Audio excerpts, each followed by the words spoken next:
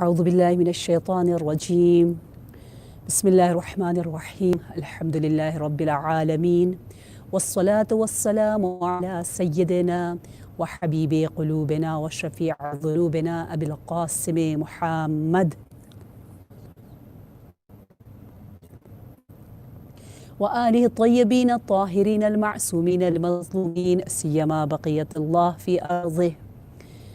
اللهم صل وسلم وزد وبارك على صاحب الدعوة النبوية والصولة الحيدرية والعصمة الفاطمية والحلم الحسنية والشجاعة الحسينية والعبادة السجادية والمآثر الباقرية والآثار الجعفرية والعلوم الكاظمية والحجج الرضوية والنقوية والنقاء النبية والهيبة العصرية والغيبة الإلهية.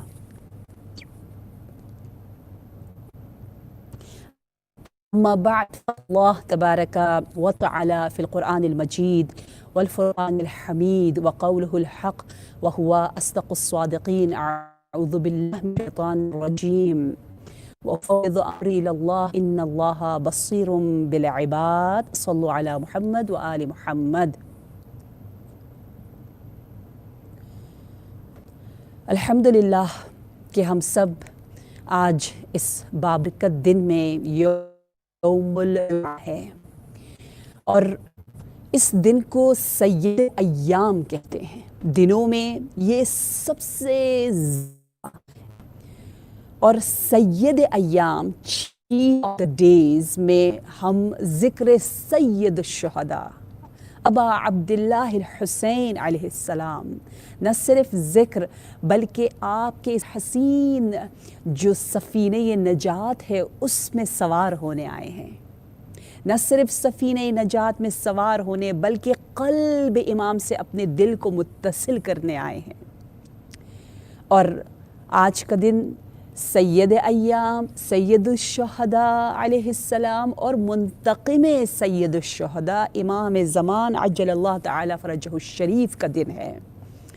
اور عام دنوں میں بھی درود بھیجنے کا بہت ثواب ہے، لیکن جب بات جمعے کی آ جائے اور جب آپ یوں کہتے اللہم صلی علی محمد و آل محمد وعجل فرجہم، تو آپ کس کے لیے دعا کر رہے ہو؟ عجل یعنی جلدی کر دے، عجل یعنی تعجیل ہو جائے.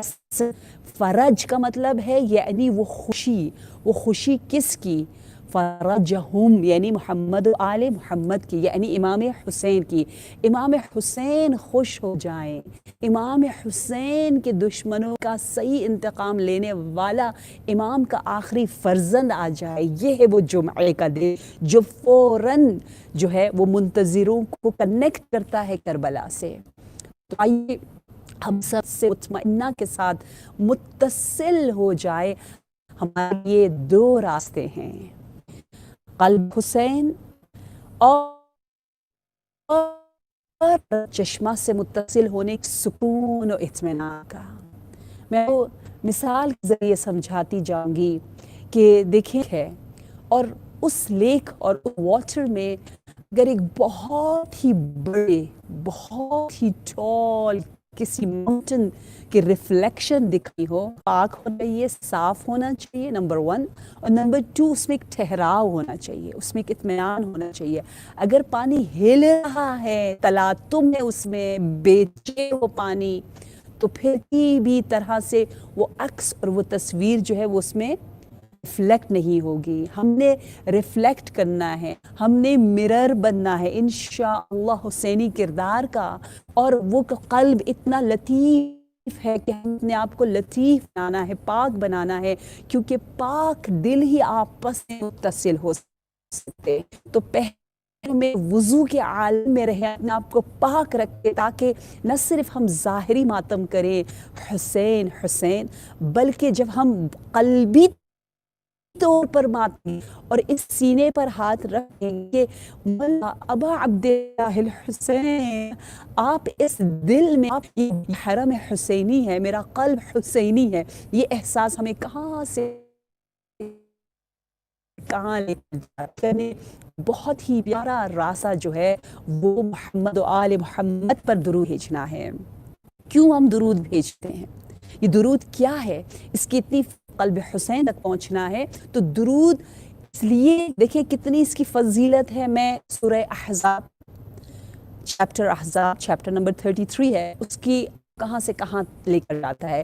یہ درود بھیجنا، صلوات بھیجنا، یہ فرشتوں کا کام ہے، یہ خدا کا کام ہے، یہ کوڈ ہے، یہ ایک بہت بڑا سیکرٹ ہے جو ہمیں ایک عجیب دنیا کی طرف لے کر جاتا ہے۔ وہ دنیا جو کہ بہت عظیم دنیا ہے، وہ دنیا جو کہ اہل بیت کی دنیا ہے، جو جنت کی دنیا ہے، اس دنیا سفر کرنے کی ہے چھوٹا سا۔ بہت سے لوگ کہتے ہیں کہ ظاہراً ایک جملہ ہے، اتنا ثواب، کتنا ثواب؟ نمبر 1 بتایا کہ جو شخص 10 مرتبہ درود بھیجتا ہے محمد و آل محمد پر، اللہ اور ملائکہ اس شخص پر 100 مرتبہ درود بھیجتے ہیں۔ Means if you are reciting 10 times درود، Allah will recite درود for you 100 times. Can you believe it? Like with this all گناہ and mistakes which we do، اللہ کی درود کا اپنا ہی انداز ہے۔ اللہ درود بھیجتا ہے 100 مرتبہ آپ کے اوپر، اور فرشتے بھی۔ هو الذی یصلی علیکم وملائکتہ لیخرجکم من الظلمات الی النور۔ حسینیوں، آپ چاہتے ہو آپ ظلمات اور ٹینشن کی دنیا سے لائٹ کی دنیا کی طرف آئیں، آپ کو پرسکون دنیا کی طرف آنا ہے، اس انزائٹی سے، اس بے چینی سے۔ اگر آپ کو چین چاہیے، سکون چاہیے، تو کہا آؤ اس سکون دیتا ہے۔ یہ ہوگا اللہ، سنے اللہ، ملائکۃ اللہ آپ پر 1000 مرتبہ درود بھیجیں گے۔ 100,000 میں بدل رہا ہے، 10 میں بدل رہا ہے۔ یہ کیسی دنیا ہے؟ اتنا اجر اور ثواب کیوں ہمیں نہیں آتا؟ اس کی حکمت نہیں سمجھ سکتے۔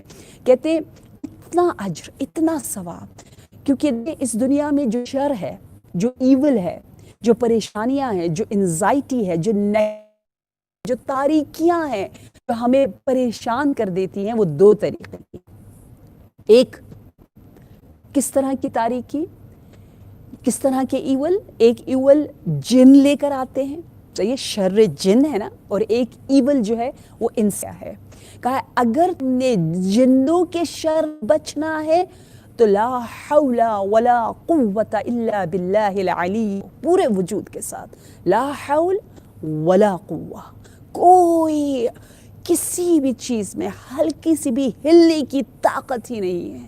اور اس کو پورے وجود سے درک کرے، زبان نہ بولے، دل بولے۔ بار بار رمضان المبارک کے بعد محرم میں ہماری یہ محنت، یہ سعی و کوشش، یہ نیت ہوتی ہے کہ ہمارے اعمال عاشقانہ ہو، محبانہ ہو، مخلصانہ ہو اور باطنی ہو، ہمارا وضو بھی ظاہری نہ ہو، ہمارا انشاءاللہ ذکر بھی ورد نہ ہو بلکہ ذکر حقیقی میں بدل جائے۔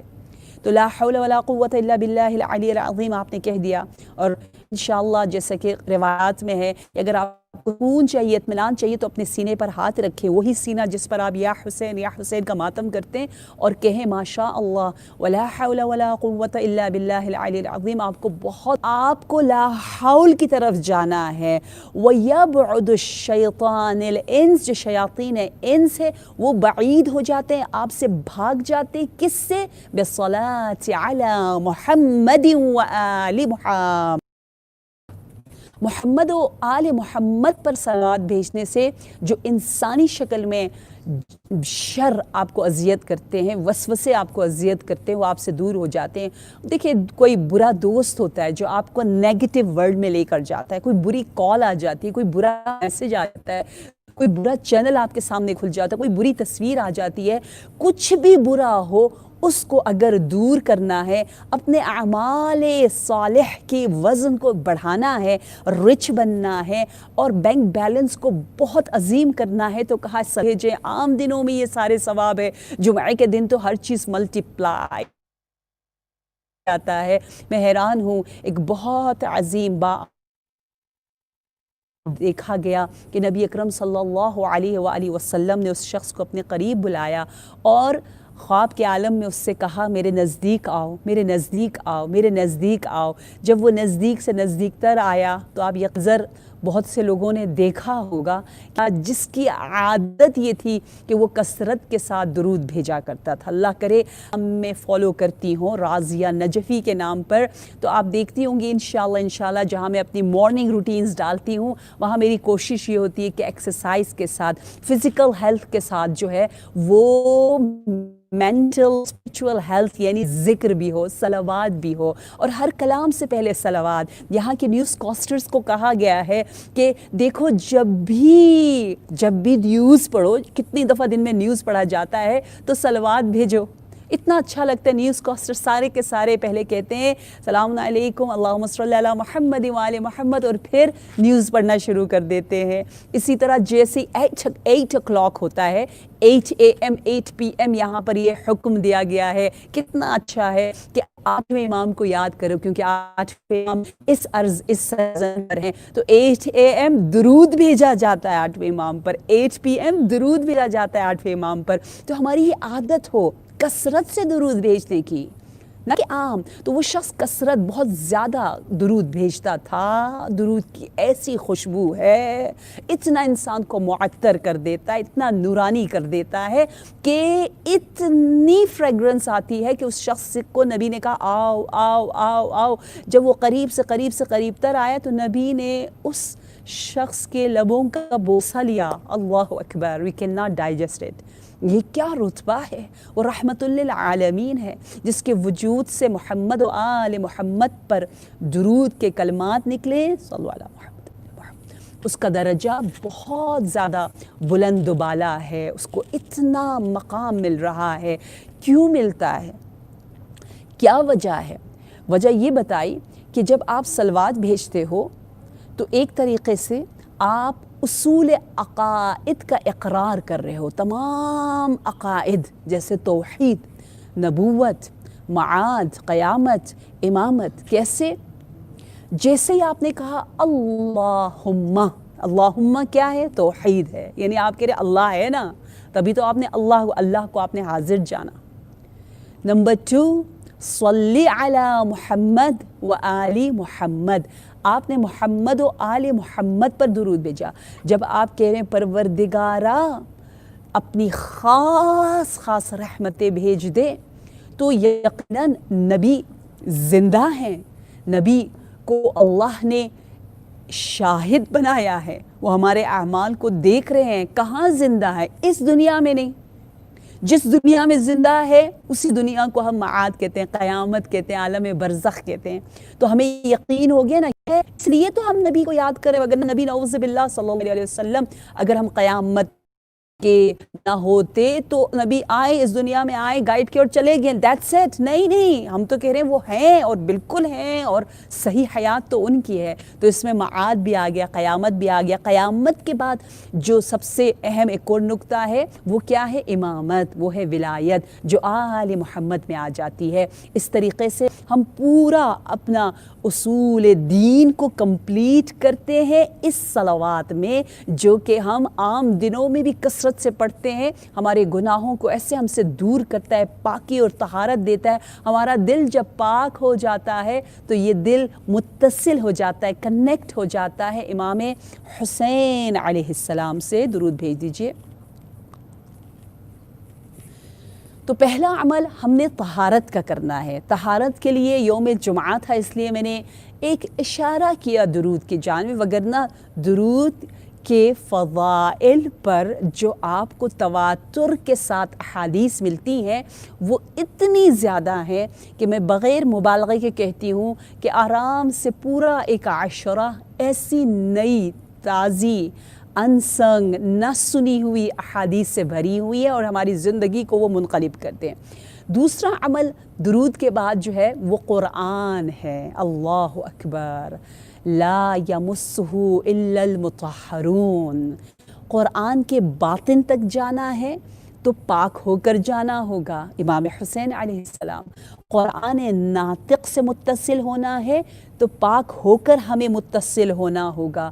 اور اسی طرح قرآن ظاہر کے لیے جب آپ وضو کرتے ہو اور بہت ذکر کے بعد قرآن کو شروع کرتے ہو تو جب حسینی بننے کے یہ ایام شروع ہو رہے ہیں تو ہمیں اور زیادہ قرآن کی تلاوت میں اضافہ کرنا ہے. مجھے یقین ہے آپ انشاءاللہ اس قرآنی مہینے میں، قرآن ناطق کا مہینہ ہے نا، حسینی مہینہ ہے، قرآن صامت کو اپنے ساتھ ساتھ رکھیں گے انشاءاللہ. علامہ اقبال جو بہت ہی مشہور شاعر ہیں، اگر آپ کو تھوڑی سی پرشین لینگویج یا اردو لینگویج سے محبت ہو تو یو کین گوگل اباؤٹ ہم، یو کین لو اٹ. بہت عظیم اہل بیت کے محبت کرنے والے. یہاں بڑے سیمینارز ہوتے ہیں اقبال لاہوری کے نام پر، اور جس طرح آپ لوگ رومی کو پڑھتے ہو یہ اس میں آپ کو کچھ عرفان نظر آتا ہے، شیخ سعدی کو پڑھتے ہو، اسی طرح علامہ اقبال کو آپ پڑھیں. میوزیم میں ابھی بھی ان کا وہ قرآن موجود ہے جو قرآن اس طرح سے ہے کہ جب اس کو کھولا جاتا ہے تو وہ اشکوں سے، آنسوؤں سے بھرا ہوا ہے. دیکھیے قرآن عشق محبت سے پڑھنے والی کتاب ہے. اور میں ہمیشہ کہتی ہوں اگر اس ماہ محرم میں ہم یہی عہد کر لے کہ ہم صرف قرآن پڑھیں گے نہیں بلکہ امام حسین کی طرح عاشقانہ پڑھیں گے. علامہ اقبال کے پدر نے، ان کے والد نے ان سے کہا تھا، بیٹا اللہ کے کلام کو ایسے پڑھو جیسے اللہ تجھ سے بات کر رہا ہے، تجھ سے ہم کلام ہو رہا ہے. یہ سوچو کہ اللہ تجھ سے بول رہا ہے. کہتے ہیں اتنا اثر کیا علامہ اقبال کو ان کی باپ کی یہ بات کہ انہوں نے پورے وجود کے ساتھ اس طرح سے کلام کو پڑھا رب بات کر رہا ہو. اور ہمارے پاس یہ باتیں موجود ہیں کہ اللہ سے باننے کے لیے دعا ہے اور اللہ کے کلام سننے کے لیے یقیناً قرآن ہمارے پاس ہے. اور کیا خوب علامہ اقبال نے کہا، ای چو شبنم بر زمین افتندی، ای چو شبنم بر زمین افتندی، در بغل داری کتاب زندگی. شبنم یعنی اس قطرے کی طرح تم کیوں زمین پر گرے ہوئے ہو، کیوں اتنے نا امید ہو، کیوں اتنے ڈپریس ہو، کیوں انزائٹی میں ہو، کیوں بے سکون ہو، کیوں زمین پر گرے ہو، جبکہ حقیقت میں کیا ہے، در بغل داری کتاب زندگی، جبکہ تمہارے بغل میں، تمہاری گود میں، تمہارے ہاتھ میں جو ہے وہ ایک زندہ کتاب موجود ہے، قرآن مجید. زندہ کتاب ہونے کے باوجود تم مردہ کیوں ہو؟ مردہ یعنی نا امید مردہ ہے نا، جو ہمیشہ سوچتا اللہ میں نے تو اتنے گناہ کیے، میں کہاں جا سکوں گا، میرا کیا مقام ہے، میں تو کچھ نہیں ہوں، میرے ساتھ تو ساری مصیبتیں آ رہی ہیں. جو اس طرح زندگی بسر کرتا ہے اس کی زندگی میں امید نہیں ہوتی. پھر علامہ اقبال اتنا اچھا کہتے، گر میخواہی مسلمان زیستن نیست ممکن جز بے قرآن زیستن، یعنی ناممکن ہے حسینی بنو اور آپ کے پاس قرآن نہ ہو. نیست ممکن جز سوائے بے قرآن زیستن. قرآن ہی ہے جو آپ کو سکون دیتا ہے، اطمینان دیتا ہے. قرآن میں پروردگار عالم نے کیا فرمایا ہے؟ قرآن میں اللہ نے فرمایا ہے اف نہ کہو والدین کو، یہ آپ کو سکون دے گا. آپ کہو گے اتنا چھوٹا سا کلمہ بھی نہ کہیں، if is nothing, if is such a very very tiny word. Why? What will happen if I say off to my parents? سمجھ آج کل بچے پوچھتے ہیں نا why قرآن لا تقل لہما oppressive way of disliking someone. سب سے کم کرنے کا طریقہ اف ہے. تو مثال سے میں اپنے بچوں کو خاص طور پر سمجھانا چاہوں گی کہ مثلاً آپ کے جوتے میں اگر ایک چھوٹا سا پتھر، ایک آپ کے پیبل موجود ہو تو آپ کیا کرو گے؟ آپ کے جوتے میں وہ ہے چھوٹی سی چیز، آپ کو چبھ رہا ہے لیکن وہ آپ کو چلنے نہیں دے گا، وہ آپ کو تھکا دے گا، وہ آپ کے سکون کے راستے کو بے سکون کر دے گا۔ چیز چھوٹی سی ہے لیکن آپ کو کتنا بے چین ہے۔ آپ سے کہا گیا ہے اگر سکون چاہیے، اطمینان چاہیے تو قرآن کی طرف آؤ، قرآن آپ کو سکون دیتا ہے۔ خدا کی قسم یہی چھوٹے چھوٹے چھوٹے چھوٹے کام انسان کو بڑا بڑا بنا دیتا ہے۔ یہ جتنے لوگ بڑے بڑے عارف بنے ہیں نا، بڑے کامیاب ہوئے ہیں، ان کی کامیابی کا راز کوئی بڑے بڑے کام نہیں، یہ چھوٹے چھوٹے کام وہ کرتے رہے۔ جیسے شیخ زاہد کے بارے میں ہے کہ ان کی والدہ بیمار ہوئی، جب بیمار ہوئیں تو وہ نہیں جا سکتی تھی، اپنے آپ کو پاک نہیں کر پاتی تھی، اور انہیں کچھ انتظام کرنا ہوتا تھا۔ وہ کچھ رکھتے تھے، ایک بکٹ سا جو نجس ہو جاتا تھا، اور ہمیشہ وہ آ کے خالی کرتے تھے۔ ایک دن وہ خالی نہیں کر سکے، دیر سے آئے، اور ماں شاید بہت اذیت، انہیں دکھ ہوا اور بہت پریشان ہوئی، تو انہوں نے اس کو غصے سے گرا دیا اور اس کا بیٹا جو ہے وہ نجس ہو گیا۔ لیکن بیٹا بالکل ناراض نہیں ہوا، اف تک نہیں کیا، اور آرام سے جا کے اپنے آپ کو پاک کیا اور معافی مانگ کے دوبارہ سے رکھا۔ ان میں اتنے وہ پیسفل، ریئیکٹ نہیں کیا، غصے میں نہیں آئے، نہ چہرہ متعصب ہوا۔ یہ دیکھ کر ماں حیران ہو گئی۔ ماں نے کہا بیٹا مجھے معاف کرو، میں اتنے غصے میں آ گئی تھی۔ تو بیٹے نے پتہ ہے کیا جواب دیا؟ بیٹے نے کہا ماں میں نے بچپن میں تجھے کتنی بار نجس کیا، تو نے مجھے کچھ کہا؟ ایک مرتبہ تو مجھے نجس کر دے تو کیا ہو جائے گا، مجھے رب اس کا ثواب دے گا۔ دیکھا آپ نے قرآن پر عمل کرنے سے زندگی کتنی پرسکون ہو جاتی ہے، کتنا اطمینان آ جاتا ہے۔ اور ایک اپنے بریکٹ میں بتاتی جاؤں کہ حدیث میں ہے، مستدرک الوسائل میں یہ حدیث موجود ہے کہ آپ کو شاید یقین نہ آئے، جہاں قرآن میں والدین کے لیے کہا گیا اف نہ کہو، وہاں پر شوہروں سے کہا گیا ہے کہ وہ بیویوں کے لیے اف نہ کہیں۔ آپ کو یقین آئے گا؟ نہیں آئے گا نا، کیونکہ ایسی حدیث ہمیں کم بتائی جاتی ہیں۔ کیسے کہتے نبی اکرم صلی اللہ علیہ وآلہ وسلم خوشی کے ساتھ، جوش کے ساتھ، عشق کے ساتھ درود بھیجے، کیونکہ آج یوم جمعہ ہے، یوم امام حسین ہے، یوم منتقم خون حسین ہے۔ نبی کی یہ بہت پیاری حدیث ہے کہ جبرائیل بار بار بار بار بار بار مجھ پہ نازل ہوئے، اور نازل ہو کر ایک بات کے بارے میں اتنی آپ نے تاکید کی، اتنا ایمفسائز کیا، اتنا مجھے حکم دیا کہ اے حبیب خدا، اے رسول خدا، بار بار کہا گیا کہ بیویوں کا بہت خیال رکھا جائے، احترام کیا جائے۔ روایات میں ہے اللہ بہت سینسٹیو ہے، جب بات لڑکیوں کی آ جائے، جب بات یتیموں کی آئے، جب بات عورتوں کی آئے، اللہ ایک خاص حساب کتاب لیتا ہے۔ تو اتنی تاکید کی، اتنی تاکید کی کہ میرے نبی نے کہا مجھے ایسا لگا کہ گویا مجھے اف تک نہیں کہنا چاہیے اپنی بیوی کو۔ آپ دیکھیں کیا اسلام ہے، کیا احترام ہے۔ جس طرح کہا گیا ہمسایوں کا اتنا خیال رکھو، اتنا خیال رکھو، اتنا خیال رکھو کہ لگتا ہے کہ وہ ارث میں شریک ہیں، یعنی بالکل صلہ رحم کی طرح ہیں، بالکل والدین اور بہن بھائیوں جیسا مقام ہے۔ کس کا؟ ہمسایوں کا۔ اسلام میں ایسا ہی ہے نا۔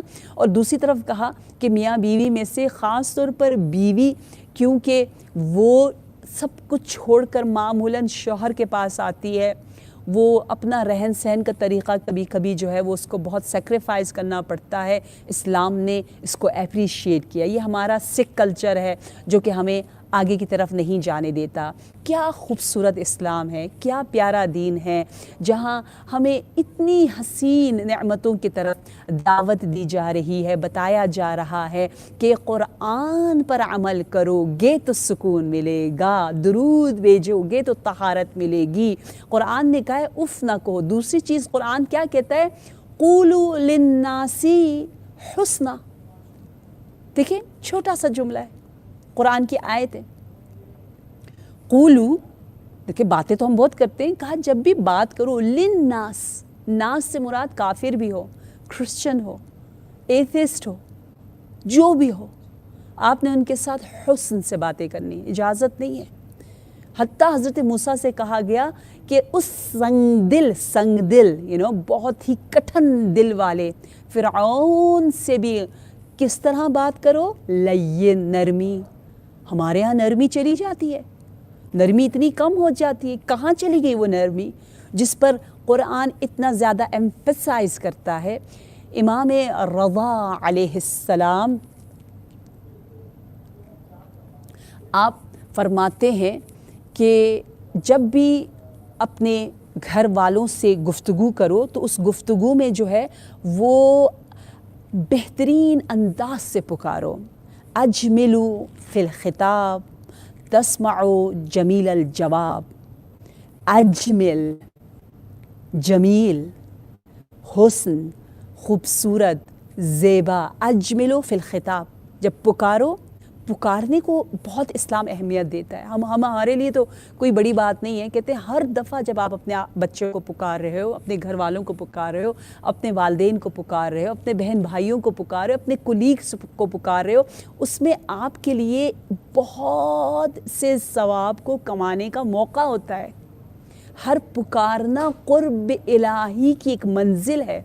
پکارو اور پکارنا یعنی اللہ تک پہنچنا. جیسے آپ پیار سے پکارو گے آپ کو ثواب ملے گا. امام رضا نے فرمایا اجملو فی الخطاب. مثلا آپ نے اگر اپنے اسپاؤس کو بلانا ہے تو اسلام کہتا ہے صرف نام سے نہیں پکارو، اچھا ہے، بہتر ہے، کچھ آپ ساتھ ایڈ کرو. جسے ہمارے ہاں آغا احتراماً کہا جاتا ہے. حتیٰ ہم اپنے بچوں کو بھی ادب سے کہتے ہیں میرا بیٹا حسین آغا، حسین جان، اس طرح پیار سے پکارتے ہیں. علی جان، ایک مرتبہ آپ کہتے ہو علی ادھر آؤ، اور ایک دفعہ آپ کہتے ہو علی جان ادھر آؤ. بہت فرق ہے. اجملو فی الخطاب. کیا ہوگا جب آپ خطاب میں جمال دکھاؤ گے؟ تسمعو جمیل الجواب. جواب بھی آپ کو جمیل آئے گا. جو نرمی سے بولنے والے والدین ہوتے ہیں یا میاں بیوی میں جو اسپاؤز ہوتا ہے اس کو آہستہ آہستہ نرمی سے ہی انشاءاللہ جواب ملتا ہے، اور اگر نہ ملے تو اس کا ثواب بہت زیادہ ملنا شروع ہو جاتا ہے. یہ قرآن کا حکم ہے، ان کی طرف لے جانا چاہ رہا ہے جو ہمارے کمال کا باعث. ایک بہت پیاری حدیث آپ لوگوں کے ساتھ شیئر کرنا چاہوں گی کہ پروردگار عالم نے 10 چیزوں کو 10 خواتین کے لیے پسند کیا. توبہ جناب حوا کے لیے، جمال جناب سارہ کے لیے، اور پھر حکمت کو جناب بلقیس کے لیے، اور پھر بتایا گیا کہ رحمت کو اور مہربانی کو زوجہ ایوب کے لیے، عقل کو جناب بلقیس کے لیے، صبر کو جناب موسیٰ کے لیے، اور پھر جناب آسیہ کو پروردگار عالم نے عزت دی ہے. عزت والی صفت جناب آسیہ کے لیے ہے، اور جناب مریم کے لیے عفت ہے، صفوہ ہے، یعنی the chosen one. اور حضرت خدیجہ کے لیے جو صفت اللہ نے اس انداز سے ان میں سب سے زیادہ پائی ہے وہ رضا ہے، وہ سیٹسفیکشن ہے. اور آخری سب سے زیادہ نورانی ہستی جو ہے وہ جناب فاطمہ الزہرا سلام اللہ علیہا ہے، اور آپ کے لیے علم ہے. سو علم اللہ نے جناب فاطمہ کو دیا. علم میں وہ سب سے زیادہ آؤٹسٹینڈنگ ہے. وہ باب العلوم کی زوجہ ہیں اور ابواب علوم کی ماں ہیں، علوم جناب فاطمہ الزہرا. رضا یعنی وہ خوشی، ہر حال میں خوش رہنا جو انسان کو خوشی کی طرف لے کر جاتا ہے، جو زندگی میں سکون لاتا ہے، وہ جناب خدیجہ کے لیے ہے. اور عفت، ماڈسٹی، چیسٹی، پاکی جو ہے وہ جناب مریم کے لیے ہے. اور پھر آپ دیکھیے کہ جناب آسیہ کو اللہ نے وہ عزت دی کیونکہ ہر طرح کی فیسلٹیز کے باوجود آپ نے اپنی جان، اپنا سکون سب داؤ پہ لگا دیا تاکہ آپ اللہ سے کنیکٹڈ رہیں. اس لیے عزت جناب آسیہ کے لیے، اور عقل جو ہے جناب بلقیس کے لیے. دیکھیں اسلام عقل نہیں، کوئی یہ نہ کہ عورت ناقص العقل ہے، نہیں، عورت عقل میں اس منزل پر ہے کہ باقاعدہ اس حدیث میں کہا جا رہا ہے کہ عقل جو ہے وہ جناب بلقیس کو ملا. ان کی درایت کا ذکر قرآن میں موجود ہے، اور حکمت، وزڈم اور سوچ سمجھ کے جو معاملہ کیا گیا وہ جناب زلیخا کا ہے۔ کچھ لوگ کتابیں لکھ رہے ہیں کہ حضرت یوسف پر تو ہم بہت کچھ سنتے، لیکن دیکھیں تو صحیح جناب زلیخا نے کیسے اپنی تقدیر کو بدلا، کیا حسین انتخاب کیا، زندگی میں کتنا کیسے انقلاب لے کر آئے، اس کو اینالائز کرنے کی بہت ضرورت ہے، اور قلم اٹھائے جا رہے ہیں اس حسین شخصیت کے اوپر بھی۔ تو یہ تمام صفات روحانی ہیں جو خواتین کے لیے، جسمانی نہیں ہے۔ یہ نہیں ہے کہ وہ خوبصورت تھی، وہ ٹال تھی، وہ جو ہے وہ بہت ایسی تھی، ظاہری چیزیں جو دنیا دیکھتی ہے۔ افسوس کے ساتھ ہمیں اتنا گرا دیا گیا ہے کہ ہمیں کھلونا بنا دیا گیا ہے، ہم پہ اتنا پریشر ہے کہ ہم سب کے پتہ نہیں ناک ایسے ہوں تو وہ فلاں جگہ ایسا ہو، تو پتہ نہیں کیا کیا کیا کیا جانور جیسا ہمیں بالکل جسمی بنا دیا گیا ہے، جو جتنا زیادہ صرف جسم پر پریشر کی وجہ سے توجہ دیتا ہے۔ ایک مرتبہ آپ توجہ دیتے ہو، آپ ڈائٹ کرتے ہو، آپ ہیلدی لائف گزارتے ہو، وہ ثواب ہے، بہت ثواب ہے، ضرور آپ وہ عمل انجام دیں۔ اور ایک مرتبہ آپ پریشر میں آ کر کرتے ہو، دکھانے کے لیے صرف کرتے ہو، لوگوں کی وجہ سے کرتے ہو، فیشن کی وجہ سے کرتے ہو، سوسائٹی کے پریشر کی وجہ سے کرتے ہو، وہ ہیلدی بھی نہیں ہے، وہ فائدہ مند بھی نہیں ہے۔ ہر وہ کام جو اپنی خوشی کے لیے کرے، قربتاً اللہ کرے، اس کا ثواب ہے، بالکل وہ ہونا چاہیے۔ لہٰذا یہاں یہ دیکھیں کتنی خوبصورت صفات عورتوں کے لیے۔ یہ میں نے حدیث کیوں بیان کی؟ اس لیے بیان کی کہ آج کے اس بابرکت دن میں جو یوم الجمعہ ہے، ہم نے کنیکٹ ہونا ہے قلب حسین ابن علی کے ساتھ، اور ہم نے یہ دیکھنا ہے کہ کیا ہم پاکی، طہارت، اطمینان کی اس منزل تک پہنچنے میں کیا مردوں سے پیچھے ہیں؟ ہرگز نہیں، بلکہ بہت سے مقامات پر آپ آگے بھی ہیں۔ آئے میں آپ کو لے جاؤں ایک حسین وادی کی جانب، آپ بہت لذت لیں گے۔ اگر یہاں آپ سب تشریف فرما ہوتی، ہماری نیو یارک کی مومنات، ہمارا یہ خوبصورت سا کراؤڈ، الخوئی کا کراؤڈ، اور پوری دنیا میں دیکھا جا رہا ہے الحمدللہ۔ انشاءاللہ زندگی رہی تو ایک دن فزیکلی ہم ملیں گے، اور ہمیں کرونا اجازت دے گا تو ہم ایک دوسرے کے ان ماتمی ہاتھوں کو چومیں گے، ان ہاتھوں کا بوسہ لیں گے جس سے قرآن کو پڑھتے ہیں ہم لوگ، ماتم کرتے ہیں ہم لوگ انشاءاللہ۔ یہ نکات سن کر آپ نعرہ لگاتی، آپ واہ واہ کہتی، سبحان اللہ کہتی، نو ڈاؤٹ۔ کیوں؟ کیونکہ یہ نکات اتنے اہم ہیں کہ دیکھیے کہ بیت، گھر، میں آج ایک گھر کی بات کر رہی ہوں، کیونکہ زیادہ تر گھر میں آپ نے دیکھ کچھ ہوتے ہیں، اچھے مرد ہوتے ہیں جو کہ بہت زیادہ ساتھ دیتے ہیں، یا خود سے جو ہے وہ ایک عزا خانہ سجاتے ہیں، ورنہ اکثر عورتیں آگے آگے۔ ہاں ہم گھر کی بات شروع کریں، آئے میں آپ کو ایک بیت میں لے جاتی ہوں، ایک ایسا بیت یعنی ہاؤس، گھر، ایک وفا میں ہے اور ایک مکہ میں ہے۔ بیت کا آغاز مکہ ہے کہ وہ گھر مکہ میں ہے جو ایک عورت کا گھر ہے، تباہ ہو گیا، ختم ہو گیا جدت الحسین کے گھر پر، ختیجۃ بات دے دیجئے۔ آپ کا گھر جو ہے وہ ایسا گھر بنا کہ جہاں افضل البشر کو مقام ملا، میزبانی جناب ام البتول نے فرمائی، اور وہ گھر ہے جہاں سورہ یاسین نازل ہو رہا ہے، وہ گھر ہے جہاں پر لیلۃ المبیت کا معجزہ ہو رہا ہے، وہی گھر ہے جہاں سے نبی معراج پہ گئے، وہی گھر ہے جہاں پر جناب فاطمہ الزہرا کی ولادت ہوئی، وہی گھر ہے جہاں علی کا بچپنا وہاں پر گزرا ہے، وہی گھر ہے جہاں پر اسلام کو ولادت ملی، اور اسلام وہیں سے جو ہے وہ ہجرت کرتا ہے۔ شجرہ اسلام کو جہاں طاقت مل رہی ہے، جہاں سے شروع ہو رہا ہے، وہ گھر بیت ختیجۃ الکبریٰ ہے۔ بے شک جناب نے کہا یہ میرا گھر نہیں ہے، یہ اب رسول اللہ کا گھر ہے، لیکن ائمہ اتنا احترام کرتے ہیں کہ جب بھی کوئی خوبی بیان کرتے ہیں تو کہتے ہیں بیت ختیجہ سے نبی معراج پر گئے۔ وہ ان کا احترام ہے، وہ ان کا شکر ادا کرنا ہے، ہر عمل کو سنا ہے۔ اللہ کرے ہم بھی اپنے بڑے سے بڑے عمل کو قلیل سمجھیں اور دوسروں کے چھوٹے سے چھوٹے عمل کو بھی بڑھا چڑھا کے بیان کریں اور تقدیر کریں، اپریشیٹ کریں۔ بیت ختیجہ قتل المکرمہ میں بیت خاتم النبیین میں بدل رہا ہے، اور وہ حسین تجارت جدت الحسین فرما رہی ہیں۔ آج یوم جمعہ ہے، بڑا دل چاہتا ہے کہ ذکر حضرت خدیجہ الکبریٰ ضرور ہو، جدت الحسین کا ذکر کریں. کیونکہ ہم جیسے جمعہ آتا ہے ہم منتقم خون حسین امام مہدی عجل اللہ تعالی فرجہ الشریف کو یاد کرتے ہیں نا، اور مجھے فوراً یہ کنیکشن ہوتا ہے. دیکھیں ایک تو جدت الحسین ہے، میں حیران ہوتی ہوں امام حسین جیسی شخصیت جب مکہ تشریف لاتی تو آپ جب مکہ میں اللہ سے مناجات کرنا چاہتے ہیں تو قبر جناب خدیجہ الکبریٰ پر خیمہ لگاتے، وہاں بیٹھ کر رب سے مناجات کرتے ہیں کہ یہاں سے اگر میں رب کو پکاروں گا تو میری آواز بہت جلد رب تک پہنچے گی، رب فوراً لبیک کہے گا. یہ آپ نے اس حسین انداز سے مقام جناب خدیجہ الکبریٰ کا تعارف کروایا. میں نے اپنی کتاب لائک مدر لائک ڈاٹر میں اس کو بہت ایک پورا چیپٹر بیت یعنی ہاؤس آف لیڈی خدیجہ الکبریٰ کے نام پر لکھا ہے، اور اس مقام کو بھی لکھا ہے کہ امام حسین جن کے نور سے جنت سجائی گئی،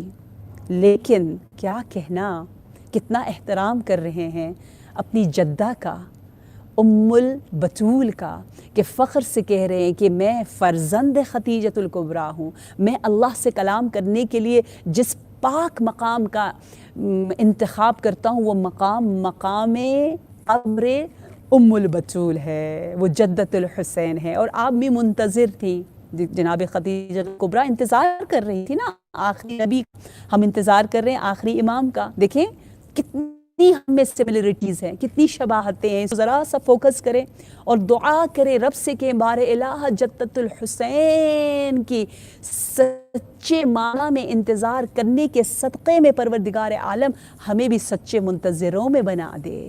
کیونکہ بھی صرف زبانی طور پر العجل نہیں کہا، بلکہ عمل ایسا کیا، علم، عرفان، یقین، بتوں کو، رسموں کو توڑ کر میجورٹی کے خلاف چل کر جو ہے وہ اس مجاہدانہ قدم کو اٹھایا کہ تاریخ میں آپ کا نام ہمیشہ کے لیے نہ صرف لکھ دیا گیا بلکہ نبی کی زبان خدیجہ کے قصیدے گاتی ہوئی ہمیں نظر آتی ہے. نبی فرماتے ہیں لقد كنت لها عاشقا فسألت اللہ ان یجمع بینی و بینہا. میں تو شروع سے ہی بیت خدیجہ، سیرت خدیجہ، کردار خدیجہ کا عاشق ہوں. کیونکہ وہ کردار اتنا پیارا ہے، اس لیے سألت اللہ سے سوال کر رہا ہوں، دعا کر رہا ہوں کہ مجھے خدیجہ الکبریٰ سے ملا دے. انی رزقت حبہا، میرے رزق میں اللہ نے خدیجہ کی محبت لکھ دی ہے. یقین کریں گے آپ، یہ مقام ہے. وہ پہلا بیت مکہ میں. دوسرا بیت آپ کو کہاں نظر آئے گا؟ وہ کوفہ میں نظر آتا ہے، جہاں بہت سے گھر ہیں اور سفیر حسین جناب مسلم.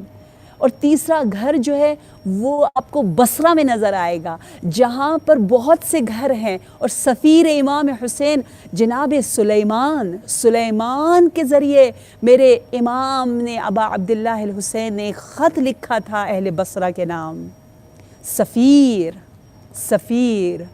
اور جناب مسلم کو بھیجا تھا کوفہ.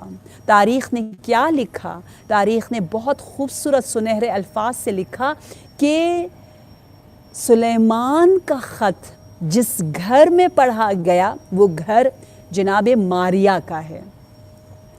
میں تو جب ماریا کا نام لیتی ہوں کہتے بڑی امیر خاتون تھی، بہت رچ، اپنا گھر وقف کر دیا تھا، ڈونیٹ کر دیا تھا امام حسین کے کاموں کے لیے. سیاسی گھر تھا اور اس زمانے میں بصرہ میں بہت کرٹیکل سچویشن تھی، اجازت نہیں تھی کہ میٹنگز ہوں، امام حسین کے بارے میں باتیں ہوں.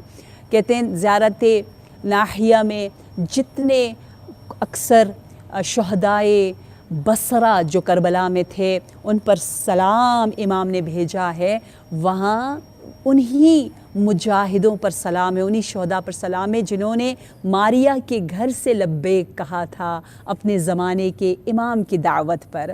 ماریا کے شوہر جنگ جمل میں شہید ہوئے تھے، ان کا بیٹا بھی جنگ جمل میں شہید ہوا. وہ ام الشہید تھی، وہ زوجۃ الشہید تھی. انہوں نے کافی اسلام کے لیے قربانیاں کی. وہ کہہ سکتی تھی it's more than enough, I have done الحمدللہ. لیکن کہتے ہیں نا اچھائیوں میں بہت زیادہ لالچ ہونی چاہیے جیسے ہم سب میں ہوتی. ماہ محرم الحرام آتے ہیں، ہم کہتے ہیں ہم کیا کر سکتے ہیں مولا کے لیے. ہم دیگے دے رہے ہیں، ہم امام بارگاہ میں جھاڑو لگا رہے ہیں، مثلا گھروں کو بھی علم پرچموں سے سجا رہے ہیں، تبرکات دے رہے ہیں، اور حدیث پہ حدیث یاد کر رہے ہیں، قرآن، پھر بھی آپ کہتے ہیں مجھے اور کرنا ہے، اور کرنا ہے، اور کرنا ہے. یہ وہ حرارت حب حسین ہے. اللہ کرے اس میں اتنا ہی زیادہ جذبہ ہو. جناب ماریہ ام الشہید زوجۃ الشہید کہتے ہیں نہیں یہ کافی نہیں ہے، راویہ بھی ہیں، احادیث نریٹ کر رہی ہیں. کیا یہ کافی ہے؟ کہا نہیں، میں صرف احادیث بیان نہیں کروں گی بلکہ دعوت حسین کو پھیلاؤں. ڈونیٹ کر دیا، آؤ my door is open, you know this is here, come and have meeting, that's it, because I have money, you know I am a rich person like lady Khadija الکبریٰ سلام اللہ علیہا. نو نو نو نو، اٹس ناٹ انف. آپ کہہ رہی نہیں صرف گھر نہیں دے رہی بلکہ اپنے دل کا گھر بھی وقف کر رہی ہیں. کیا بات ہے. ایسی سیرت کیا ہے؟ سیرت شہدائے کربلا اور کربلائی ہونے کا. اس لیے آپ دیکھیں ماریہ فزیکلی کربلا میں نہیں تھی، لیکن آپ کا ذکر ہمیشہ اہل کربلا، جب کربلا والوں کا ذکر آتا ہے، محرم آتا ہے تو ماریہ کا ذکر آتا ہے. توعہ کربلا میں موجود نہیں تھی، لیکن کیونکہ آپ نے مسلم سفیر حسین کو وہ حسین میزبانی کی، اس لیے آپ کا نام بھی آتا ہے. ضروری نہیں ہے ہم کربلا میں موجود ہوں، ہم نہیں ہو سکتے، وہ زمانہ کہاں، یہ زمانہ کہاں، لیکن ہم اپنے کردار اعمال کے ذریعے کربلائی بن سکتے ہیں.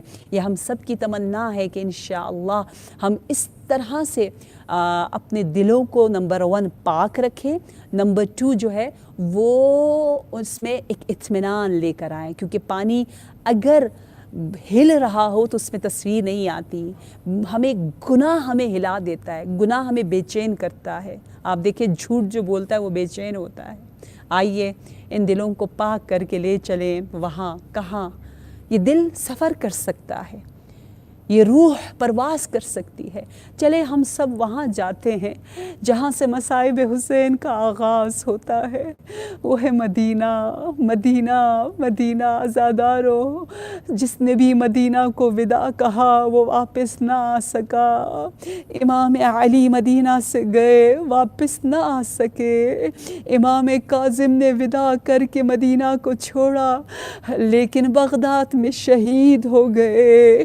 امام رضا بہت غربت کے عالم میں اس طرح سے مدینہ کو چھوڑتے ہیں کہ گھر والوں سے کہتے ہیں میرے لیے گریہ کر لو، میری مجلس یہیں پر پڑھ لو، کیونکہ عالم غربت میں توس میں کوئی میرے لیے رونے والا نہ ہوگا، میں دوبارہ مدینہ نہ آ سکوں گا.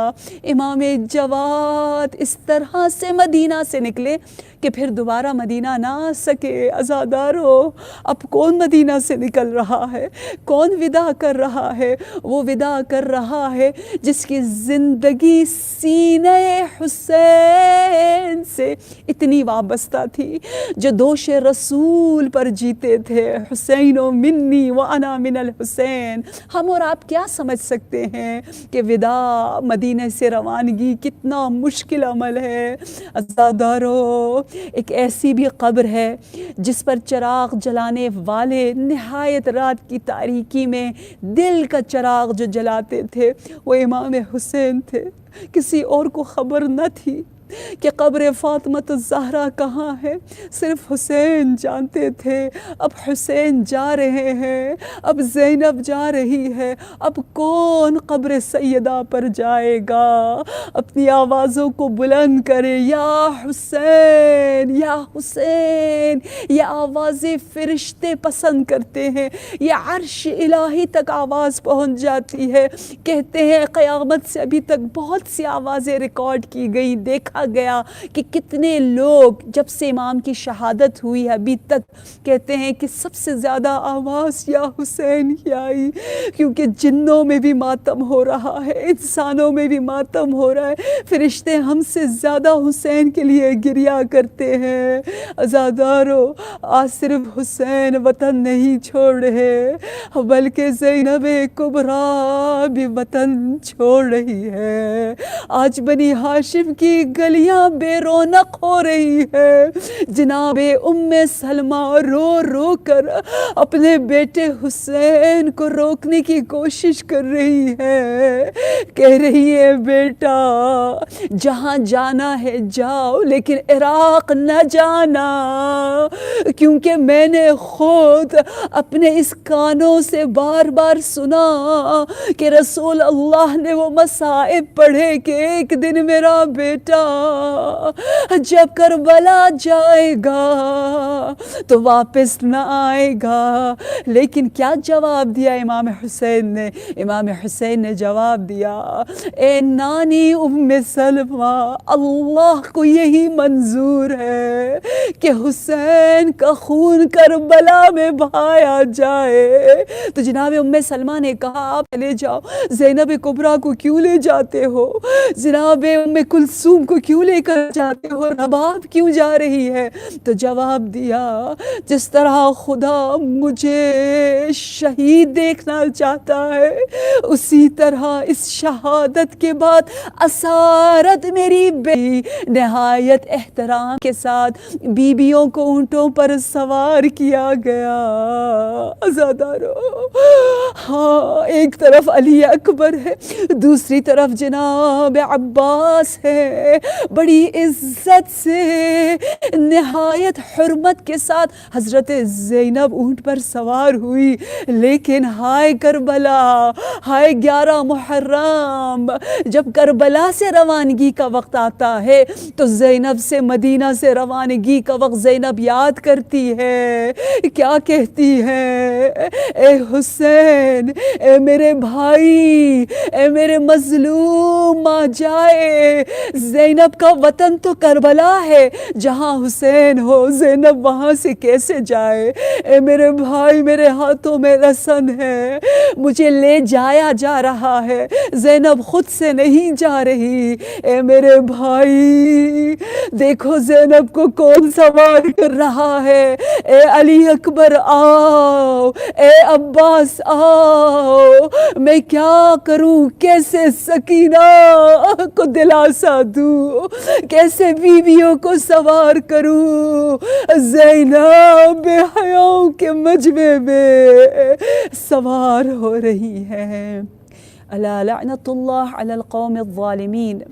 بار الہ پروردگارہ اس مجلس کو اپنی بارگاہ میں بطور احسن قبول فرما، ہمارے مرحومین کی مغفرت فرما، ان کے درجات کو بلند سے بلندتر فرما، یا رب یا رب یا رب، جو بیمار ہیں انہیں شفاء عاجل عنایت فرما۔